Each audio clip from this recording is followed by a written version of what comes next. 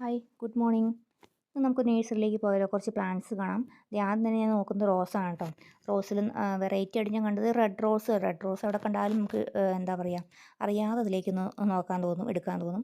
പിന്നെ വൈറ്റ് റോസൊക്കെ ഉണ്ടായിരുന്നു. ഇവർ ഈ ചേച്ചിയോട് പറയുന്നുണ്ടായിരുന്നു ഇതിൻ്റെ താഴ്ന്ന് വരുന്ന ഈ പൊടിപ്പ് നീണ്ടു വരുന്നത് അത് കളയണം, ബഡ് റോസാണ്, അപ്പോൾ അത് ബഡിൻ്റെ അത് മുറിച്ച് കളയണം എന്നുള്ളത്. കണ്ട് ഈ റെഡ് റോസ് നല്ല ഭംഗിയില്ലേ കാണാനായിട്ട്. പിന്നെ നമ്മൾ പിന്നെ കുറച്ച് പ്ലാന്റ്സൊക്കെ നോക്കിയത് അടീനിയമാണ്. അടീനിയത്തിൻ്റെ പൂൾ അത് മാത്രമേ ഉണ്ടായുള്ളൂ കേട്ടോ, ബാക്കിയൊന്നിനും പൂവില്ലായിരുന്നു. പിന്നെ ഈ ഒരു പ്ലാന്റ് കണ്ടു, ഈ ഒരു ഫ്ലവർ നല്ല സ്മെല്ലുണ്ട്. എൻ്റെ പേരെനിക്ക് അറിഞ്ഞൂടാ, നല്ല സ്മെല്ലുള്ളൊരു പ്ലാന്റാണത്, നല്ല ഫ്ലവറാണ്. പിന്നെ ഇത് കണ്ടത് കിളിഞ്ഞാവലാണ്. കിളിഞ്ഞാവൽ നിറയെ ഇങ്ങനെ ഉണ്ടായിക്കൊണ്ടിരിക്കും. അത് കഴിക്കാൻ പറ്റുന്നൊരു കായാണ് കിളിഞ്ഞാവൽ. ഞാവൽപ്പഴത്തിൻ്റെ ചെറിയ വെറൈറ്റി നിറയെ ഉണ്ടാവും.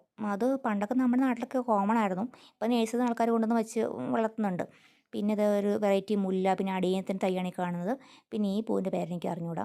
പിന്നെ ഡ്രാഗൺ ഫ്രൂട്ടിൻ്റെ കുറേ തൈ ഉണ്ടായിരുന്നു. പിന്നെ അതുപോലെ ഇത് കണ്ടില്ലേ, ഇത് നമുക്ക് ലോണിലൊക്കെ വയ്ക്കാൻ പറ്റിയ ടൈപ്പ്, നല്ല ഗാർഡനിലൊക്കെ വയ്ക്കാൻ പറ്റിയ നല്ല ടൈപ്പ് ഒരു ലീഫ് കണ്ടില്ലേ.